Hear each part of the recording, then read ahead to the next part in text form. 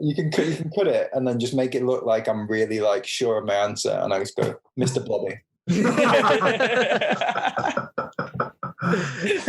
Mr. Blobby's fucking terrifying. You want that? Yeah, He scares the shit out of me.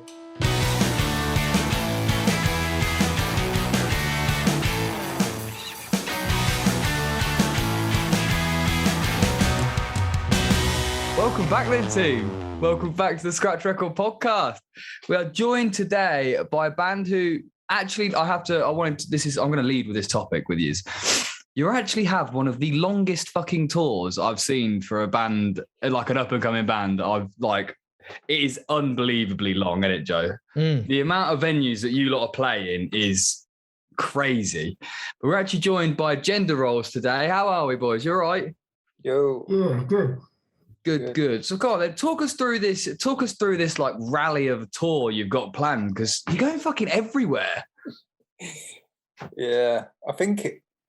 Obviously it was after the after all the lockdowns and all the cancelled tours and festivals and all that stuff. So we were just chomping at the bit. So I think I don't know when it was, but we rescheduled a couple of tours and we started going down that route, and then we kind of gave up. And then it looked like October was a safe bet whenever it was that we planned it. And we just thought, let's go to every fucking place under the every town. fucking place.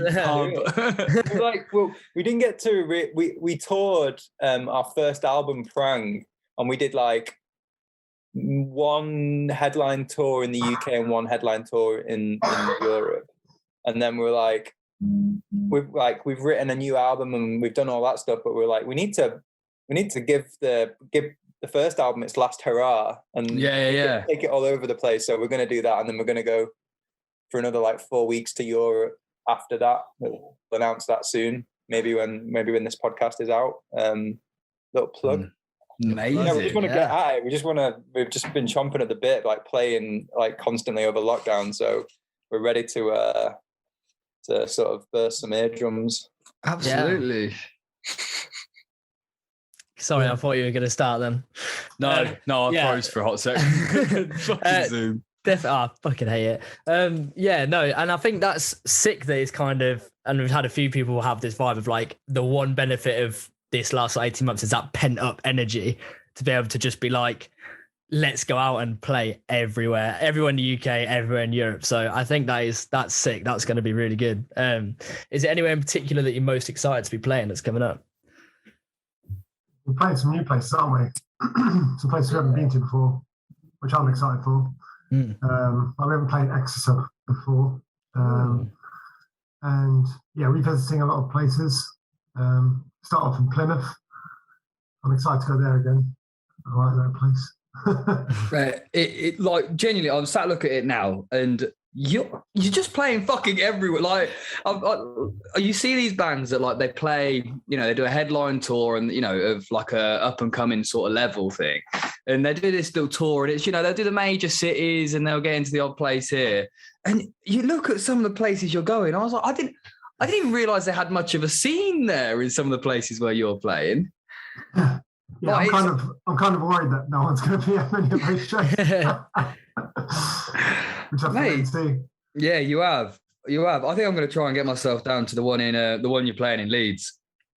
That's going to be a sick show, the Brood. Yeah, Brood is fun to headline that place. Yeah, sick venue as well, man. Such a good venue. We went there. I went there last week to see Mr. Ben and the Bens. Right? Yeah. An amazing act. It was a really good gig, and but the opening act was called Family Selection Box. Some of the greatest band names I've heard. That's a good band name. Yeah, Family Selection Box, right?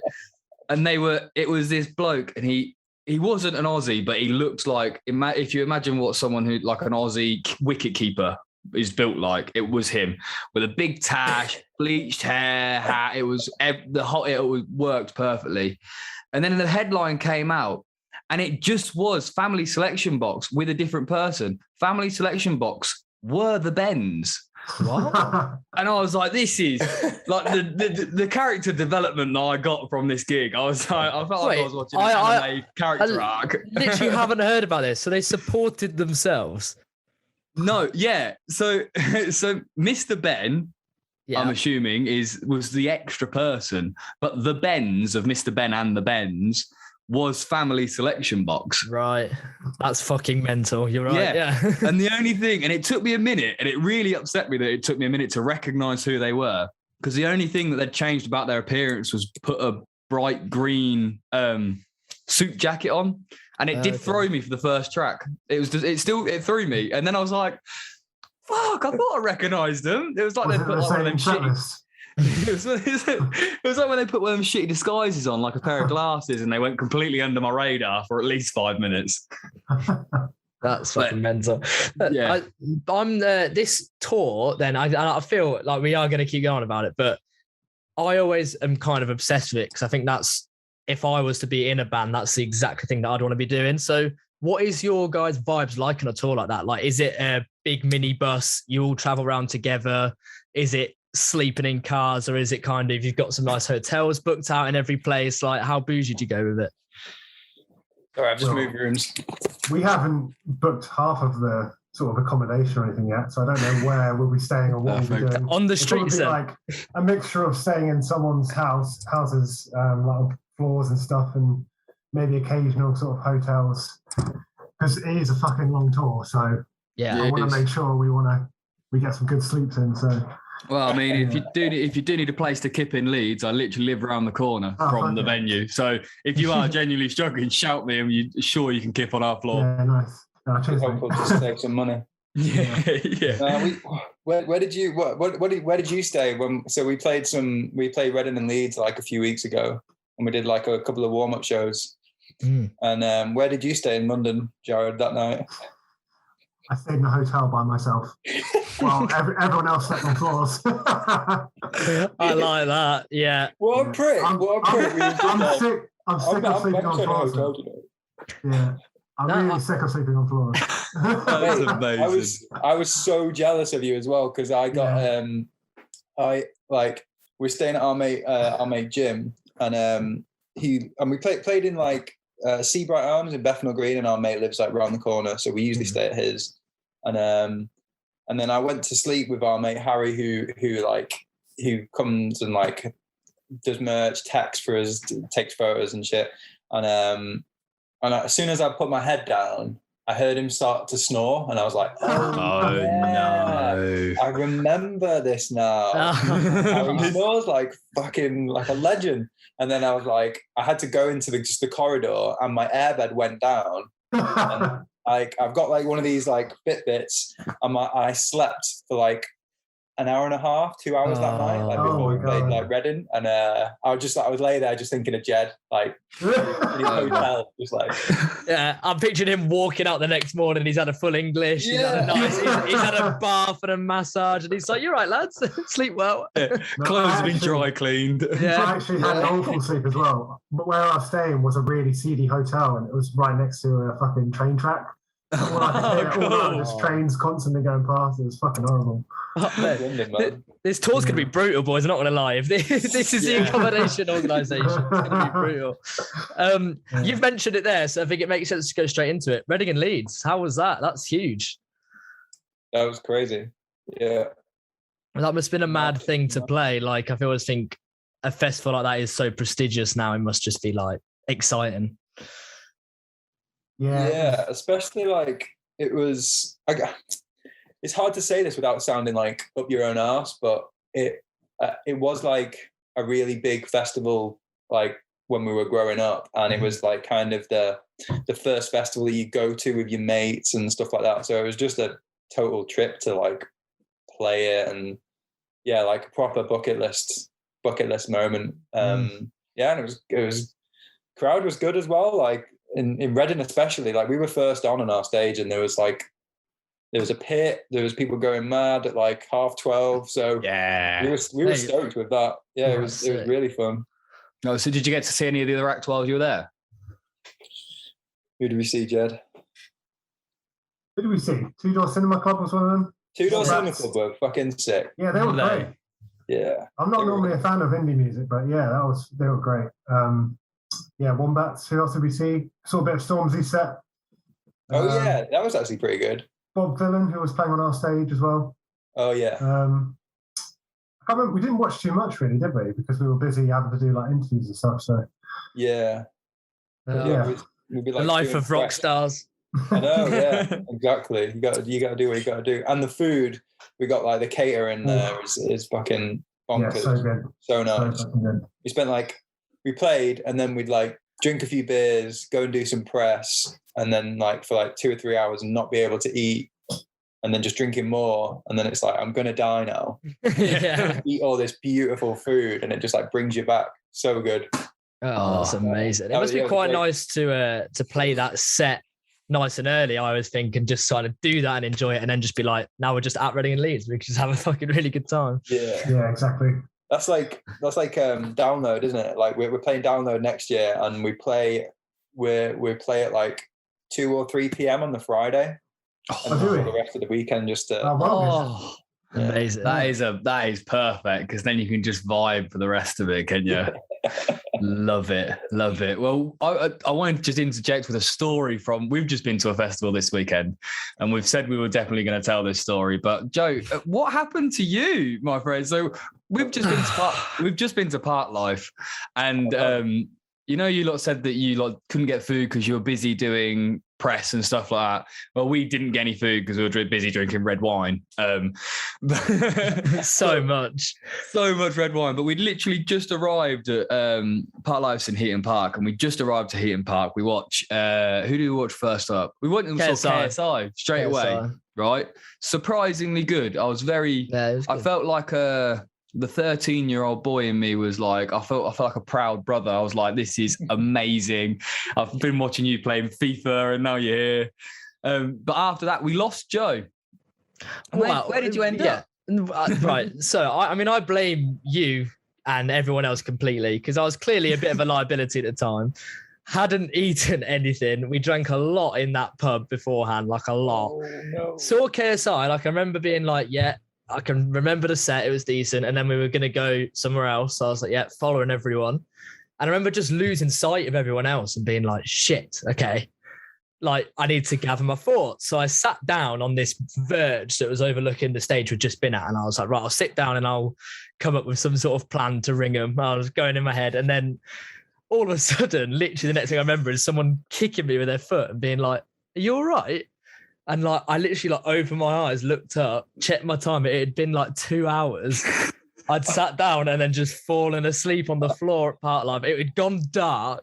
And the reason I just slow tie came like running onto the stage just as I like opened my eyes. And I was like, shit, I said I was like 2 acts in between pairs and slow tie. I'd just been purely like blackout asleep on the floor on the hill at Park Life. And then I was like, I don't have time to find anyone before slow tie. So I just wandered down, jumped straight into a mosh pit on my own for his like hour set and just enjoyed it. And it was like, right, I should probably find someone else now. It's been like hours, 28 missed calls. And I was just like, I'm fine.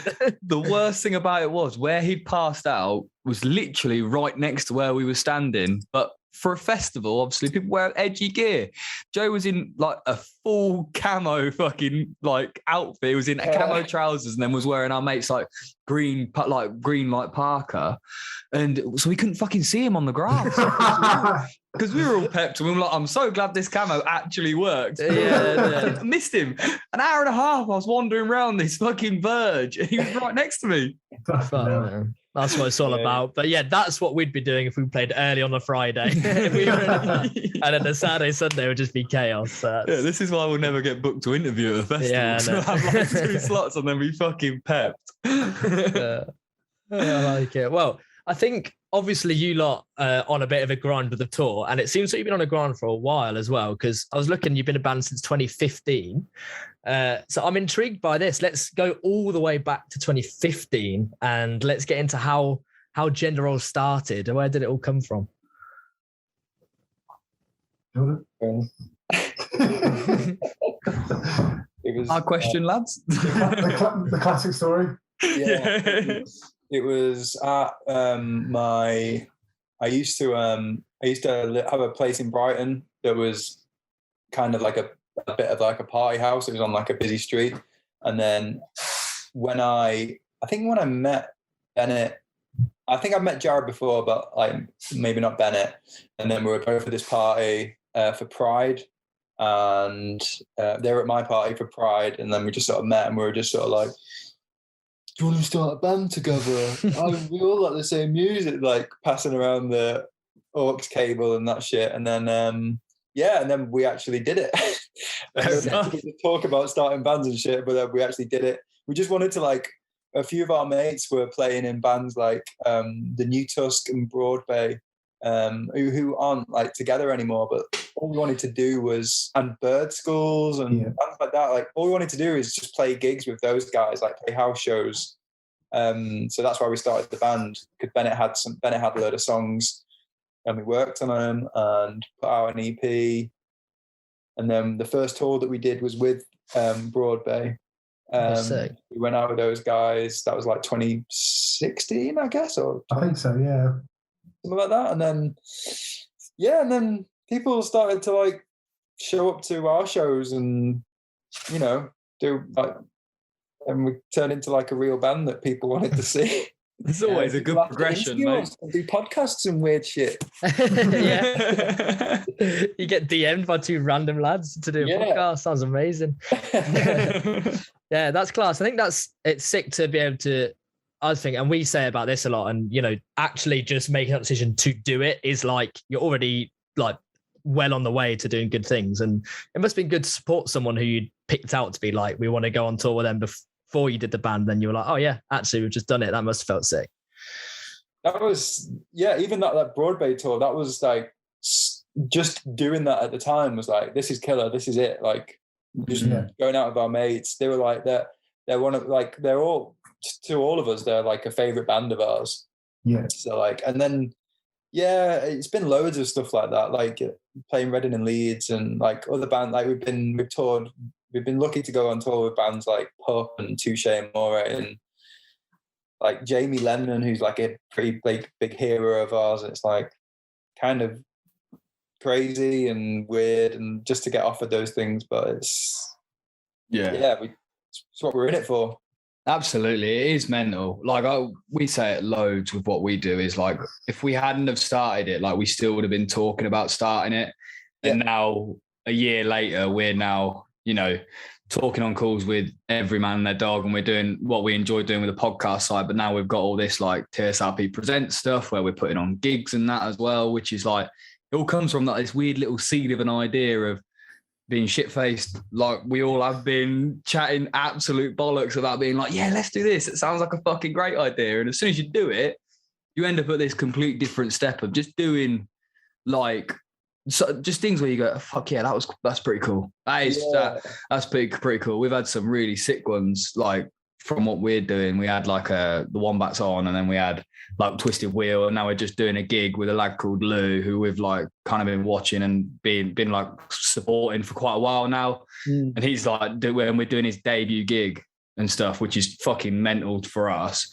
And it's like, this is just a whole different game. Have you got anything like, so you've got Reading and Leeds and some of them bits. Have you got one, if you had to pick one thing that stood out on your like career path so far where you thought, yeah, this is fucking the bollocks, mate? What would you both pick? I'd pick fucking Download. I mean, we haven't played it yet, but that would be the one for me. When that email came in. Yeah, because I went to Download Festival back in like 2010, and I always thought it was like fucking so good. So yeah, it's a proper bucket list one for me. Yeah, I like that. Yeah, I think like I used to go Leeds.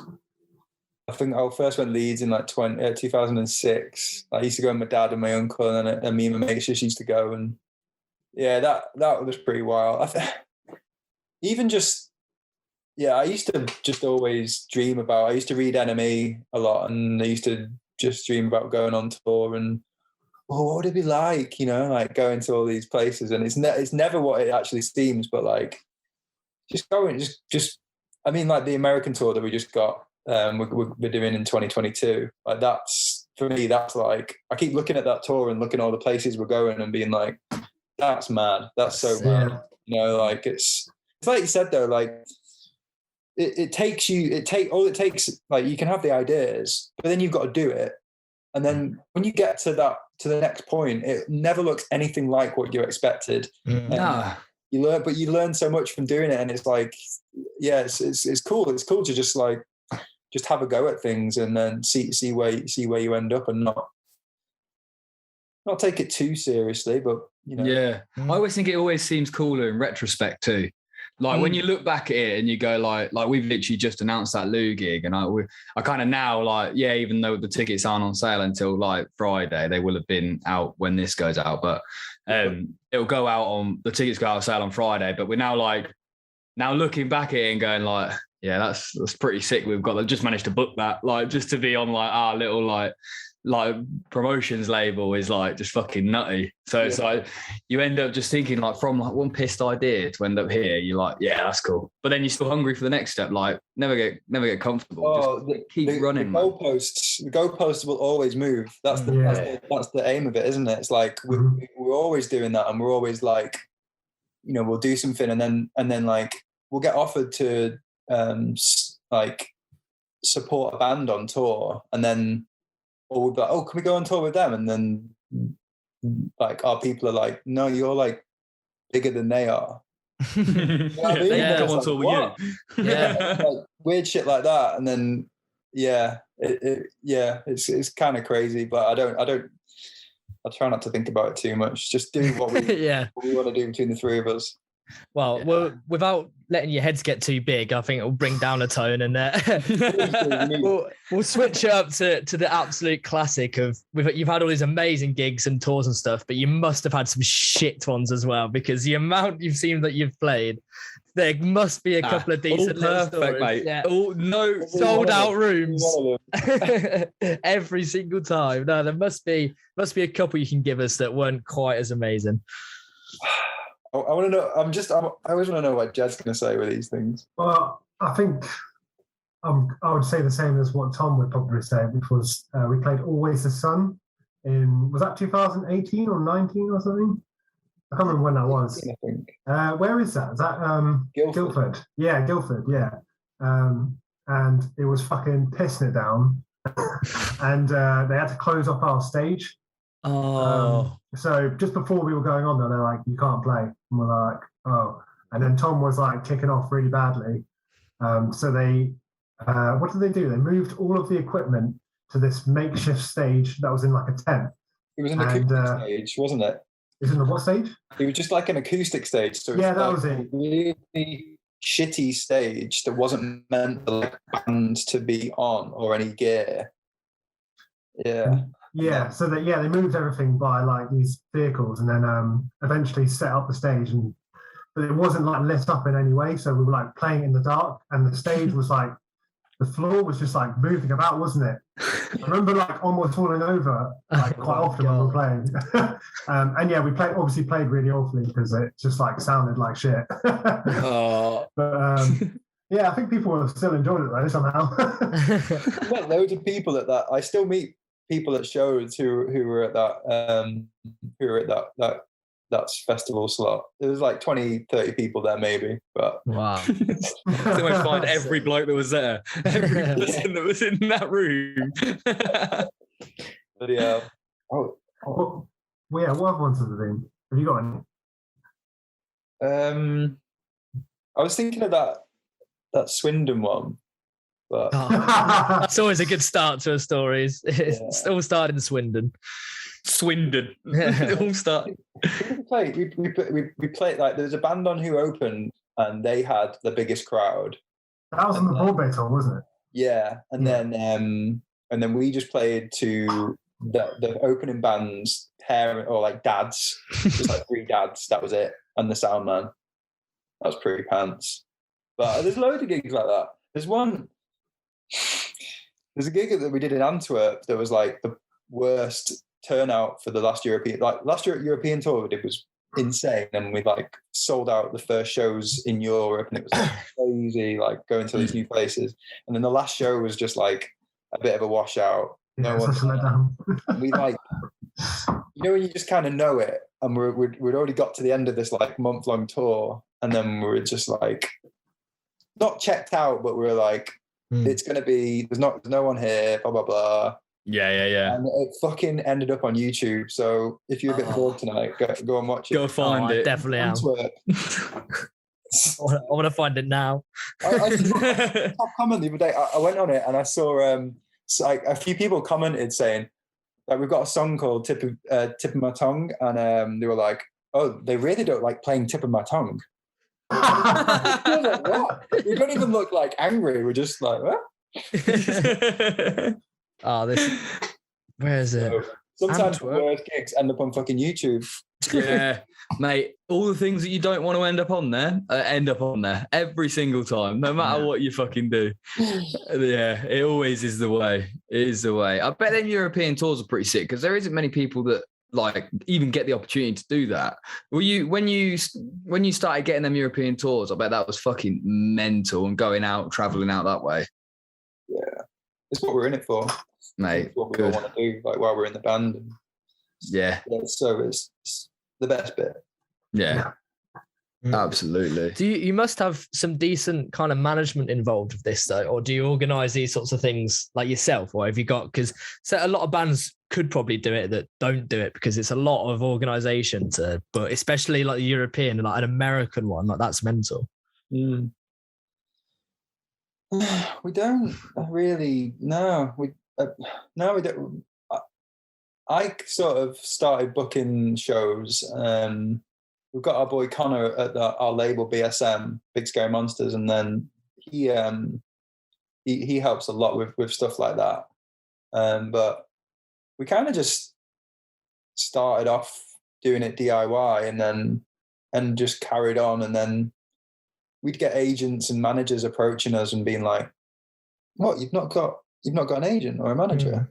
What? And then we're like, "Yeah, well we've got this far now." And yeah, it's kind of we do have an agent in America now, and he's always like, "How did you get on Reading and Leeds and download? How are you doing that? Who's working for you?" And we're like, "I don't know. They just sent us an email." And he's like, "You guys are fucking crazy, man." So we just fucking winged it. We just do what we. It's like you start to play shows and people come to your gigs and just like sing your songs back at you. And then promoters sell tickets, and then they want to put you on next time, and the system works. The system does work, doesn't it? It's just making contacts along the way. Yeah. That is the thing that I found the most interesting part about it is the making contacts. Like about getting into the music industry. You end up just fucking knocking about with some of the like people you just never would have thought you'd be knocking about with. We went out in Manchester a few weeks ago with the Cova sets. Ended up went and watched their gig and ended up out with them and just got fucking paralytic with them, like on a different planet. And it was the first time we'd actually met them after a Zoom call like this, a Zoom interview. And we met them in person, like at that gig, and just got fucking spangled. And it was like just the greatest thing going. I was like, now that is what we're in it for. It's just the vibes, man. Like just.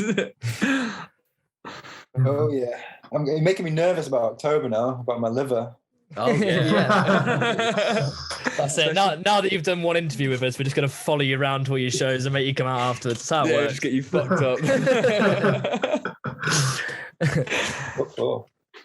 Yeah, that is what it's about. But I think that is impressive, and I think clearly you have a little bit of your own like intuition with stuff like that, because I think you say it kind of works, but I think number one, you've got to be fucking good, which you are, so I think that helps. And then number two, I think you have got to like make the contacts and branch out. So I do think some artists and bands do expect it to just come to you a little bit, whereas actually, as you say, it's about going out and being like introducing yourselves and being like, hello, we're a band, and then get people to the door. And once you've done that bit for you, like that's the hard bit, because once they're there, they're gonna fucking enjoy it. So you can be like, yeah, now just stay and enjoy. So I think you got the right way about it to just be like, we're just gonna play everywhere, get everyone to see it, and then that's why Reading and Leeds and stuff will be like, yeah, actually, fuck it. Yeah, it's like that. I don't know. When you first start a band, or all you really find yourself doing is just like trying to persuade people that like to come and see you, or just listen to us, give us a chance, and then like that I don't think that ever really like wears off. You've always got that bit of you that like, it's just like, I think it's just like, if you're an artist or you have some art to share, you can't stop that need to just like get it out to as many people as you can do. So I guess it's something like that really. But if I'm, thinking about it.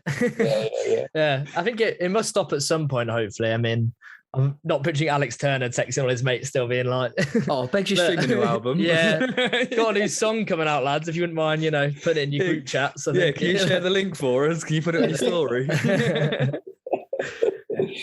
No, isn't it just? It's the different people that you end. I think it's just the different people you get showing your music to.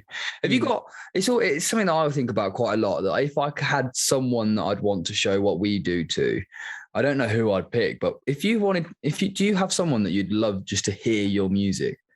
Like you just wish that if you guaranteed sent them a CD, they were guaranteed to sit and listen through it, or even if it's just the new single that's out, guaranteed to just sit and listen to it. Who would you pick?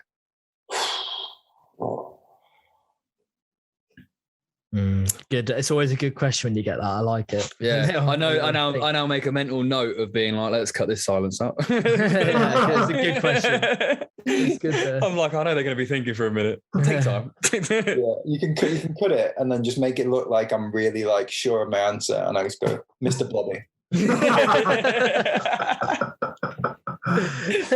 Mr. Blobby's fucking terrifying. He scares the shit out of me. Did you see him on the what was when he did like one of the like big fat quizzes or whatever at the end of the year? With because Jack Whitehall hates it. Was a bit with Jack Whitehall in it because he's like scared of him, so he brings him out and he starts like smashing shit and like running into people. He's terrifying, mate. I hate Mr. Blobby.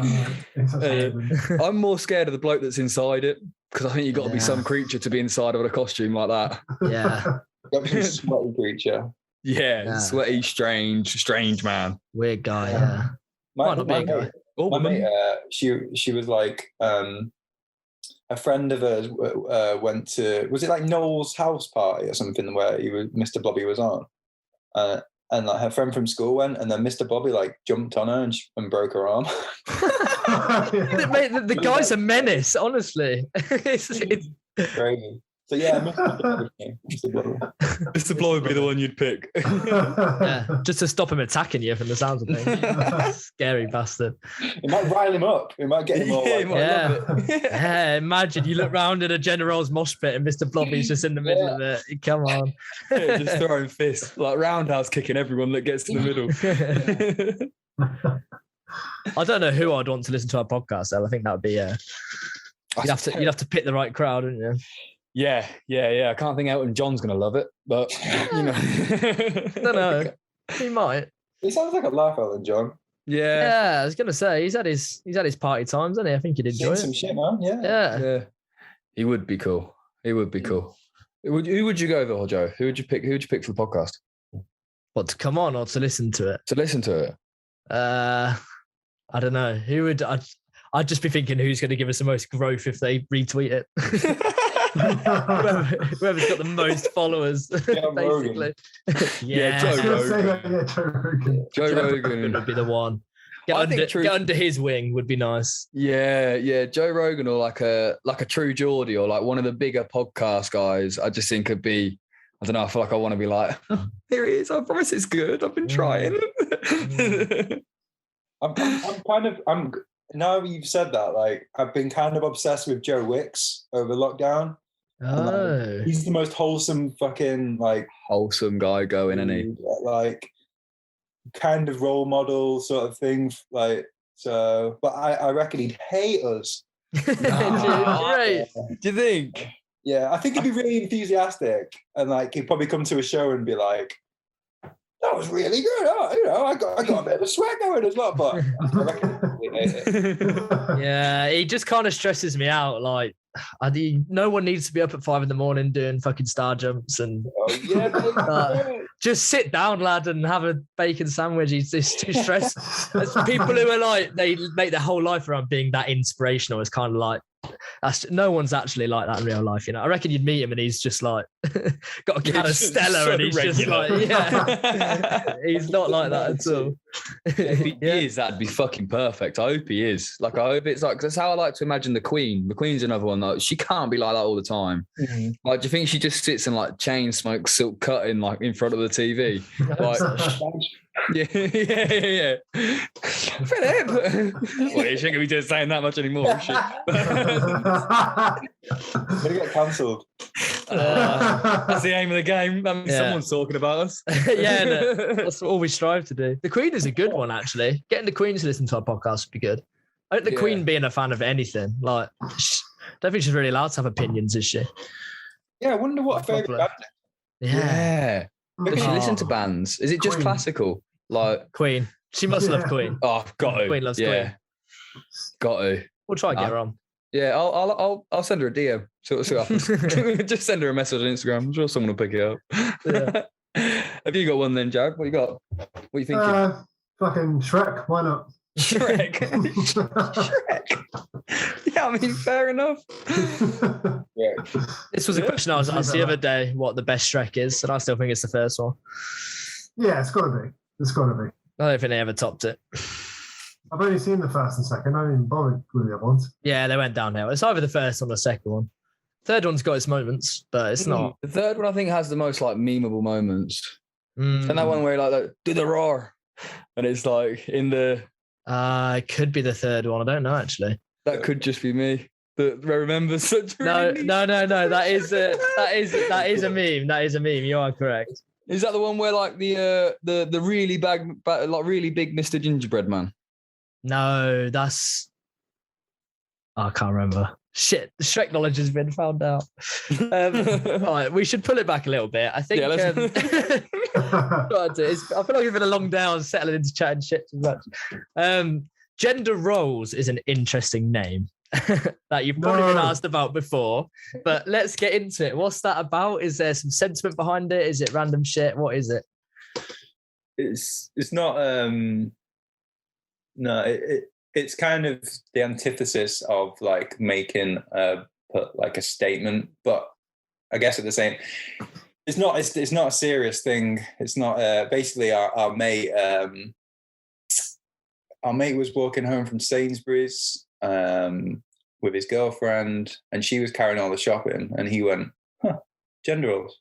And then he was like, that'd be a good name for a band. And then he told us, and he was in the band at first for like the first few practices, and then we just called the band that because it was just a joke. And that's kind of it. Like, obviously, gender roles are fucking bullshit, and they are a construct of society, and they're a bad thing.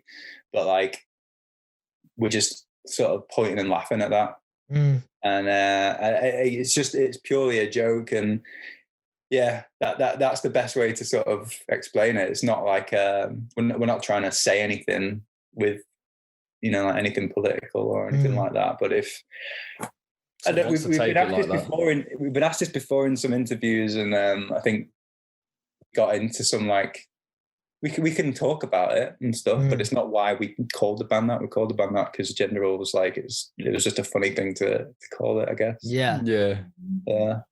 So it's just that, really. I like that. I think that's the best band names come from that sort of stuff. I think is like I always find with when we ask some bands that, and it's like those times you've just got to run with it. As soon as you hear something like that and you think that'd be a good band name, you just got to run with it and be like, yeah, that's it. Because you could definitely think about it for too long. But I think it's nice to be able to, and it's a good way of looking at it in the sense of, there's kind of naturally a statement there because it is. I mean, as soon as you mention gender in any context at the moment, like you're ready to say something, but at the same time, like a nice joke context to it, it is a good band name. I like it. So that's the thing that kind of spun me off for a little bit was people naturally assumed the worst because we called it the band gender role, and it's like, but like, is that going to be like?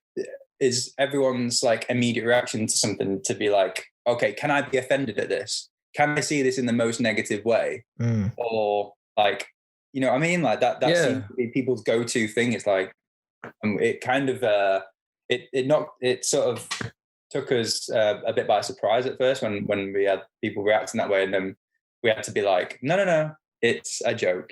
Yeah. Stop taking yourself so seriously. It's all a load of bollocks. We're all going to die one day. It's a fucking joke. Like, yeah, it is. And then we could never get rid of it for that reason, because it's like, what are you getting? Yeah, that's it. I think it's good though as well. Like, natural controversy has always been a good thing. Like, you know, even though it's not something you've been like, you've not done it in a political statement. You're not doing it like, you know, yeah, fuck these sort of thing. It's just in a way that, even though you might believe that, but like, it's not the reason that the band is called it. But I think that natural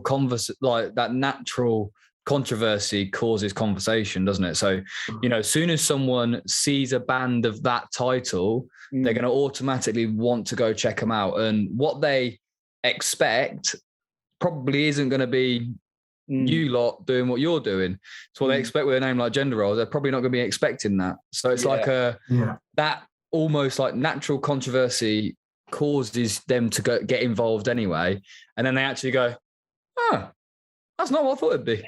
Which is as soon as you do that about a band, and I think I do loads about it, whereas I go, they've caught me by surprise. You're going to remember it. You're going to be you're more involved than a band that comes on that you haven't thought about their name or their like the way it's all structured or anything. If you haven't thought about that, then you're more likely to forget about it. Yeah, and it's like, it's marketing in some respects, in a accidentally a really, really clever way. It's just like it speaks about the three of us, and like we're not here to like take this whole thing really seriously. Like, we fucking love what we do, and we're gonna carry on doing it on our own terms and all the rest of it. But it's like the name fits us so much, because it's like, it's not serious. It's not like.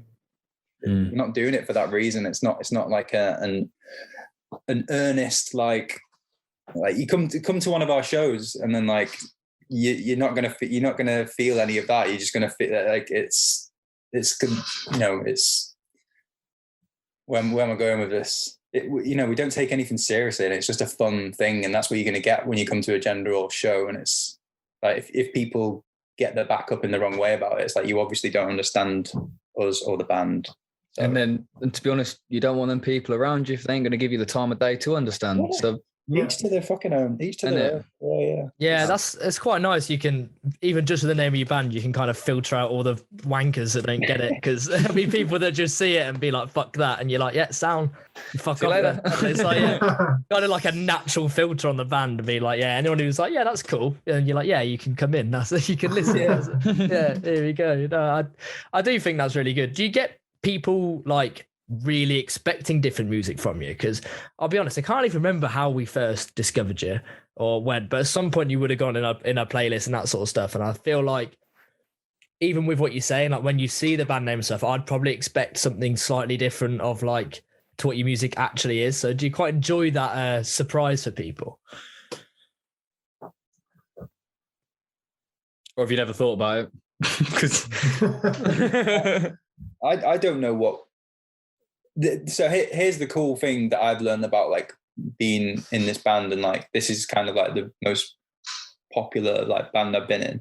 It's like, I don't think about that shit anymore, and because it's bigger than us. It's like we'll write these songs in a room together, and we have a total idea of what the songs or the albums and everything that we put out. You know, we know what it's all about. But when you go and play a show to like a few hundred people and they're all singing the words back at you, it's like, you don't know what we wrote that about, and we don't talk about it. So all these people are making up their own stories about our songs that we're putting out on our art, and they're completely putting their own spin on it, and it means something to them because you can see it when they're fucking singing it back at you.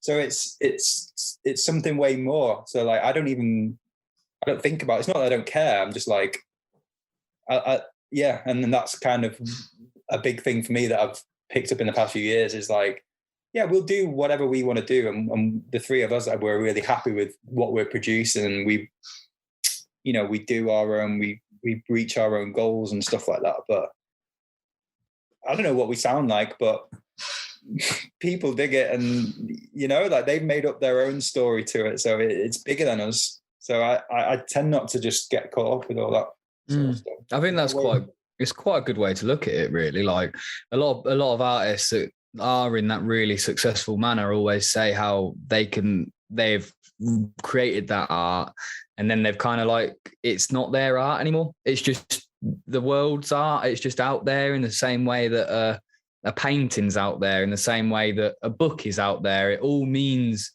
its own thing, and you can debate it till the fucking cows come home about what this and that means. But at the end of the day, it means whatever it means to you. And I think that's a really, really good way to look at it. And like, you know, some people might be like, well, no, that's not like, you know, that's not what it means when so they've written it. But I think you can get too caught up on that thought and worry of what people are perceiving it like and how they're perceiving it.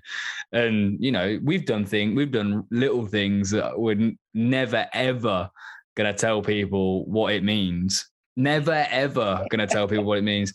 There's a little bit of text on one of our t-shirts and you'll never understand it and no one's ever going to know what it says. And Joe didn't even know what it says until I gave him the promo, and then I told him. But no one's ever going to find out. And actually, it doesn't matter. And I love the fact that no one knows. And I think that's great. And I think that's the best part about it, that you kind of make these little bits of art and you're like, right, now you lot, think of it what you will, because it is what it is.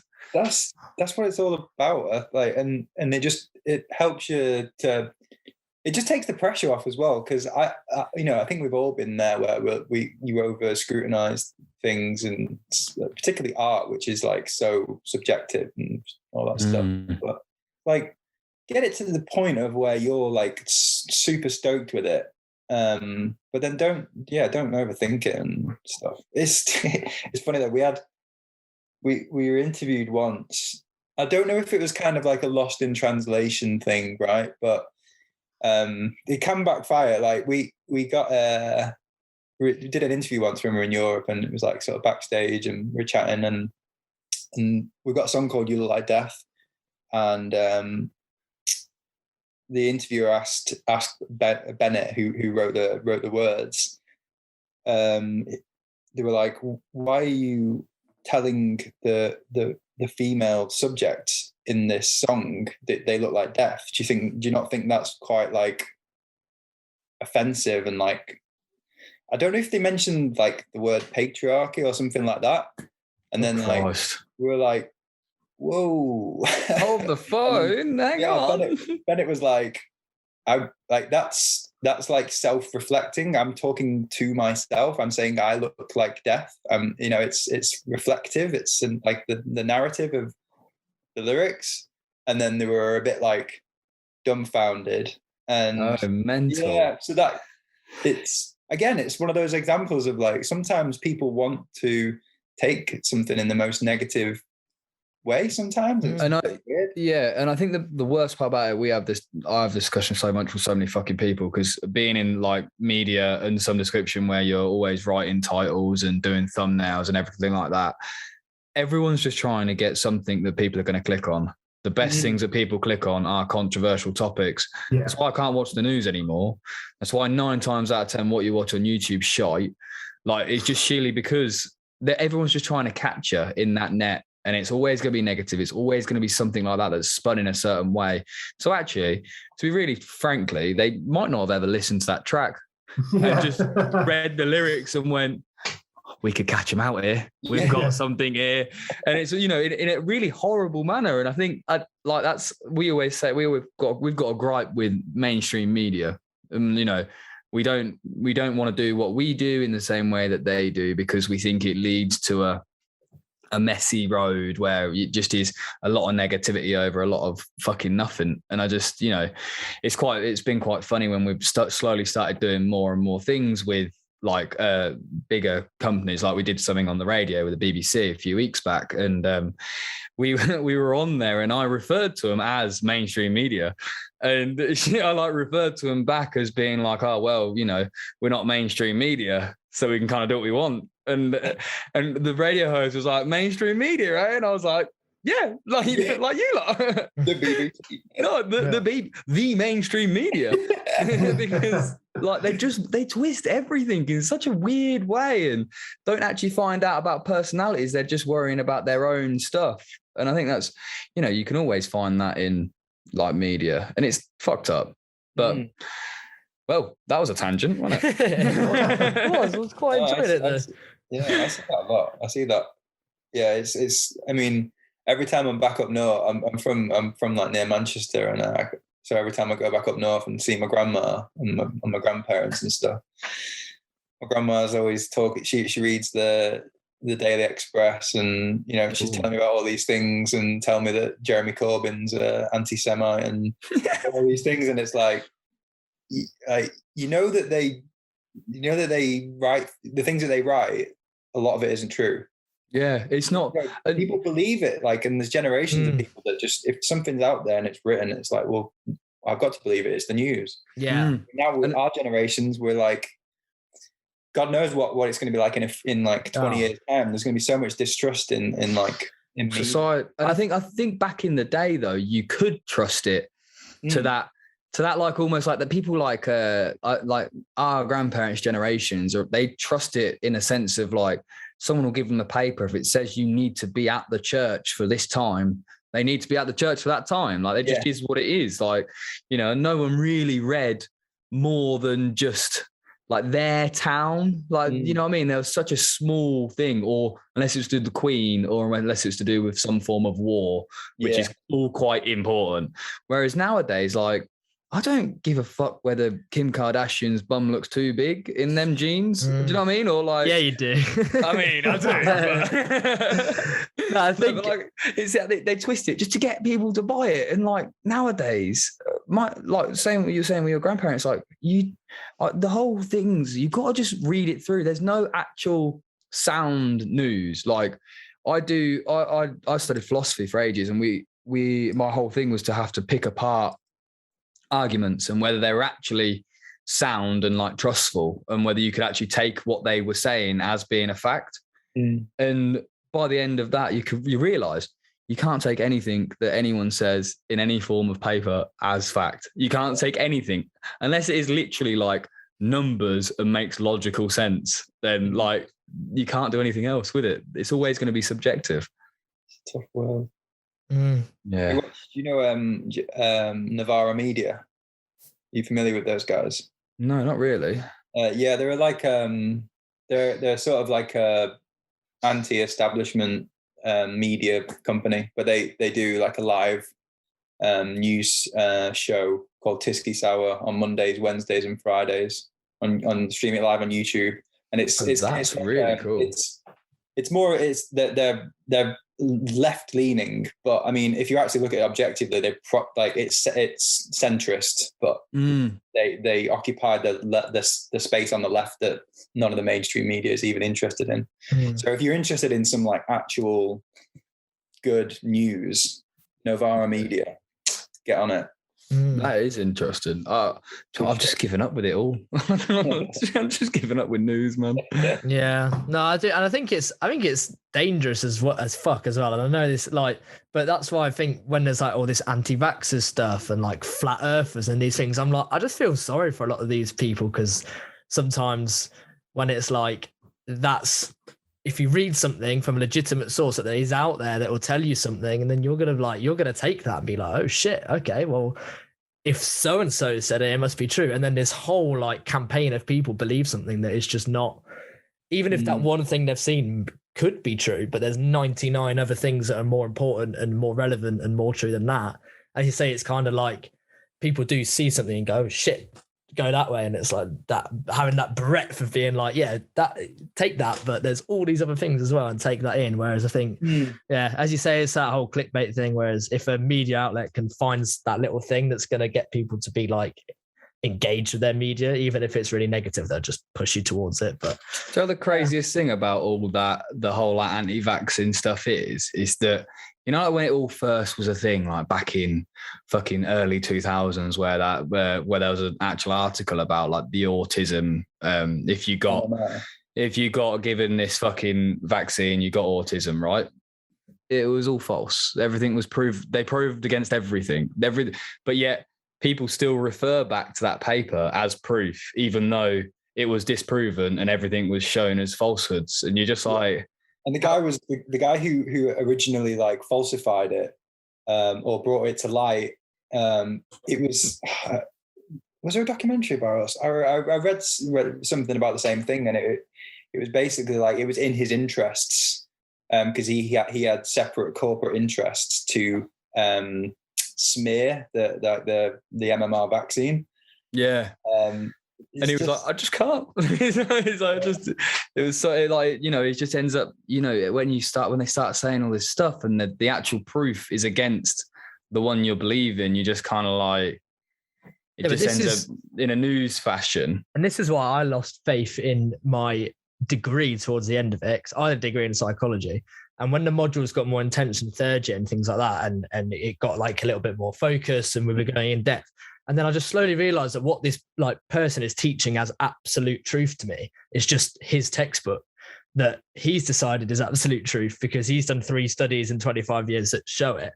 And actually, when you look into the topic, no one else fucking thinks that. And it could be completely wrong and probably is wrong, but they kind of teach it to you like it's fact. And I'm kind of like, you've got like this group of students that you're now teaching this like fact to that actually, when you look into it, loads of people don't agree with you. And it's like, it's that same thing of like, you can really manipulate people by doing that, by just being like, this is fact. And you're like, hold on, it's really not. And that's exactly what happens in that, like with a news outlet, isn't it? Like they're just doing it to a bigger class of people that want to learn and they want to know what's going on and they take it based solely on face value. And it is a dangerous matter. And you do look back at, like I look back with my undergrad and I just kind of look back and I go, oh, but now I've thought about it, your book is that. Like, no wonder we were looking at it from that angle. Like, it's just such a... The books are about 60 fucking quid. I know when I've paid $9,000 to be there. Yeah, cheeky what a joke, man. Fuck it, man. Well, music podcast. Elliot, have you got any more music-related questions before we head towards the end? Probably not, really. I've got one thing I wanted to mention before we start to wrap it up, and that was Brighton, because I've every time we kind of have a band on that's kind of from like a new city or based in a new city, I like to just get a little bit of a feel for what the music scene is like in that city. And I don't think we've ever spoken to someone who's from Brighton before, like band-wise. So what is Brighton like? How do you see it as a scene? Because there's a few gigs coming up that we were looking at down there, and it seems like it's a really cool place to see music. Like there's a lot going on. Go on, Jed. I've been talking for ages. Sick of me. No, you go. We'll get rock paper scissors going. Go on, boys. Yeah, there's like, there's a bunch of it. I mean, it's like, I that's why I moved to Brighton like 11 years ago. Bennett did the same. Bennett went and studied. He went to BIM studying drums, and he was playing in bands. So like, and I imagine the music scene was a lot of the reason why you moved down here as well, Jed. Like, yeah, there's tons of places. Like, obviously you got the Great Escape in May, which is like, you know, all the venues get taken over and it's like a city festival. But no, it's very, very vibrant. Low, like, you know, you got the Hope and Ruin, which is a nice, like a good boozer downstairs, and then they got a good venue upstairs. And then you got like Patterns, which is more for your DJing, nights out and stuff like that. They've got like a nice bar upstairs, which is kind of like Balearic vibes, like Ibiza, sort of like feels like a little villa upstairs, and they've got like a real good club with a good sound system downstairs. So you've got that, and then you've got Brighton being, you know, Brighton like I don't know. They always said it was like the gay capital of Europe, but I don't know if it's been superseded by other places now. But you've got that vibrant sort of LGBTQ plus crowd in Kemp Town as well. So you've got loads of cool clubs there. So there's like there's no shortage of like sort of different takes on a night out in Brighton. Like not even just music, but I liked that about Brighton. That's why I liked Alexa. What are you on about? Sorry, I don't Fuck know. off. I like that about Brighton. I felt like when I went down there, like it seemed to be. I've only ever been once. I think my mate lives down there. And we went a lot just along the beachfront, in like the bars and the archways and stuff. They're all pretty sick. Went to a weird pirate theme bar down there. was odd. Interesting. Odd, but cool. But I liked the vibe that like no one gave a fuck what you look like. Like no one gave a fuck what you were wearing. No one gave a fuck who you were, what you were doing in life. Like I enjoyed the fact you kind of just be who you wanted to be down there. And I think that does come massive with that like LGBT like Q plus community. Like having that around really does kind of, I don't know, it just kind of finds it makes you feel much more relaxed on being like just exactly who you want to be, because actually people in that community have had so much stuff against who they are. So me wearing like a different pair of trousers to the normal person ain't going to be that deep. So like I quite like it. That's what my stepdad, when he first came down to Brighton to visit me, like probably like 5 years ago or something, came down with my mum, and he was just like, it's so consistently inconsistent in Brighton. Like that was how he like nailed it. And I think some people don't like that's, you know, some people don't really dig that, and that's obviously cool. But yeah, Brighton's one of them places where no one's going to give a fuck what you're wearing, what you're doing, what you're smoking on the street. Like, come do what you want. And yeah, I think it's something that I'm a bit spoiled. Like, I feel a bit spoiled because I've just been living here for that long now. And you can do whatever you want here, and it's like really, like the people are really good. Everyone's nice and accepting, Sailor V sort of vibe. I used to always come back to Warrington, where I'm from, and I like when I was at uni here, and I go back up north, and I'd be in the bars and stuff, and there'd be so many fights kicking off every 5 minutes and just shit like that, and it's polar opposite to Brighton. So, yeah, Brighton's just like a nice, lovely place, lovely people. Do what you want. You get left to do what you want. And then the art is like represented by that. Like it's, you know, really vibrant. Loads of mad shit going on. I mean, we did just stay in Warrington for part life, and I can confirm it is the opposite to Brighton. We literally stayed in Woolston. Yeah, I'm from Woolston, kind of. No way. Are you? Oh. Yeah, literally sent the Premier Inn on the fucking just off the dual carriageway. Oh yeah, it's Holiday Inn, right? Oh yeah, there's a Premier Inn. There's a Premier Inn and a Holiday Inn. They're on like either side of the junction. That's like that where that motorway junction is there. That's like my ends. No way, yeah. That's mad. I feel like all we did all weekend was go on and off that fucking motorway because we stayed there. I had to keep going back and forth, so it's like literally like hell in my eyes now. But that's fine. I'm sure it's nice. Oh, that was. I have to admit, we walked down probably the weirdest road I've ever been in that town. There was a road we walked down. I don't know whether it's because I was like very hungover after the first day. Like we were walking down this road to go get food. We found like the closest Tesco Express was like 20 mile away or wherever it was. We started making the journey. We walked down this road, and we felt like we were in like everything just seemed perfect.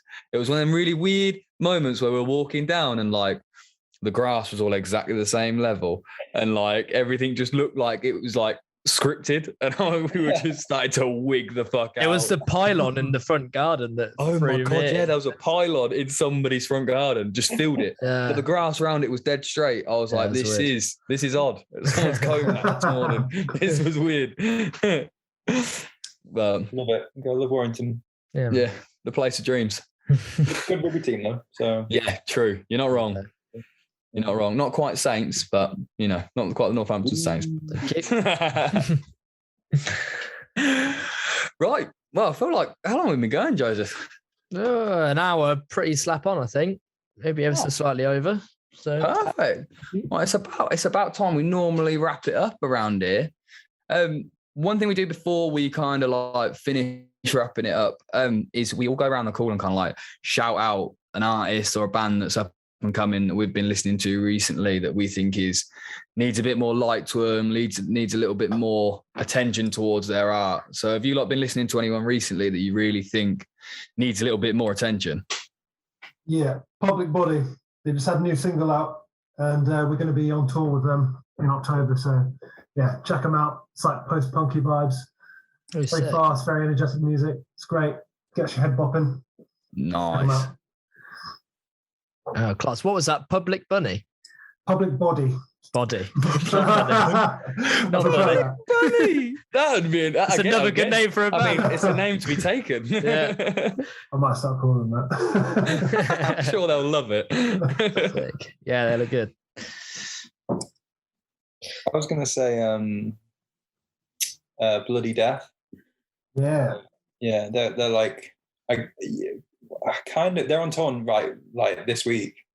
Then they're in like Sheffield tonight. But yeah, they're kind of Brighton alumni as well, and it's Ted Foster who writes and records most of the music. And I don't know, he's just been. I met him like 5 or 6 years ago in Brighton, and like he's just been doing his thing, and Bloody Death's his thing, and it's I don't know, you know, when you see someone just keep progressing, and like his sound's just getting way better, and like the songs that he's writing are just like it's I think if more people heard it, they'd be well into it. They should be bigger than they are, definitely. Yeah, and they can play as a band. They're so good live. Yeah. So that's my sound. That amazing. Yeah, perfect. I like it. Go on, Joe. What you got? I've got one. There's been a few recently, but one that's really stuck out is a band called Delights. They're a Manchester band. They've just released a new single called Monday, like a couple of weeks ago, and it's really fucking good. They're very like kind of like a little bit more indie rock, a bit more like lighthearted, kind of like fun lyrics, but they're really, really good. And they've just started to. This newest one is by far the best. A bit like what you said, they're just progressing and slowly. Each release is getting better and better and better, and you're starting seeing those numbers going up a bit. And yeah, I think now that everything's back open and they can get back out there, I think I can't wait to go and see them live because they sound really good on Spotify. So hopefully it translates. But yeah, Delights and their new on Monday, they're really good. Sick. I've got one that is another. It's a duo. We like our duos at the moment, I think. And it's called The Let Go. And they've just released a track called Woke. And I've just seen that they were literally Jack Saunders' next wave artist. And I was like, it's been in my playlist to be put into our other playlist. Like as soon as it came out, and I'm now like a bit pissed off that I feel like he's found it. And I'm like, fuck. I was like, I want it to be the guy. There's a conspiracy that Jack Saunders gets all his music taste from us, actually. Because he just follows all my playlists. Has happened a few times. No, but yeah, The Let Go and their new track Woke is sick. Their like whole aesthetic is unbelievable. It's like proper grungy, like but yeah, now. They look cool. They're so cool. It's so grungy, but yet like their album covers are like pale blue, and like it's like such a juxtaposition of like the real like the dark makeup and stuff, yet having this like blue or like green hair and stuff. And I fucking love that shit. So they're really cool. And that new track Woke is next level, man. Next level. Nice. But yeah, so everyone go check them out. And Gender Rolls, it's been a pleasure. Thank you, guys. Thank you very much for having us on, and good luck on your fucking tour, lads. It's going to be like, and if you do need a place to stay in Leeds, just give us a bell. I'll be down at the show to make sure. So shout us, and I've got plenty of floor. Might even have a couple of sofas for you if you fancy. I know. Bloody hell. 5 stars in Hard Park here, man, I tell you. But thank you very much for coming on. It's been an absolute pleasure, lads. Cheers, guys. Cheers, mate. Appreciate it. And everyone that's still listening, if you're listening on Spotify, you know the drill. Make sure you like and subscribe. Ring the bell on Spotify and on Apple. They've just changed everything now. So actually, you might have to redo your ratings and stuff. So go do all the ratings and all that shit. Go check out our OTR, the Off the Record podcast, which is the other podcast we do. And we'll see you all on the other side. Peace.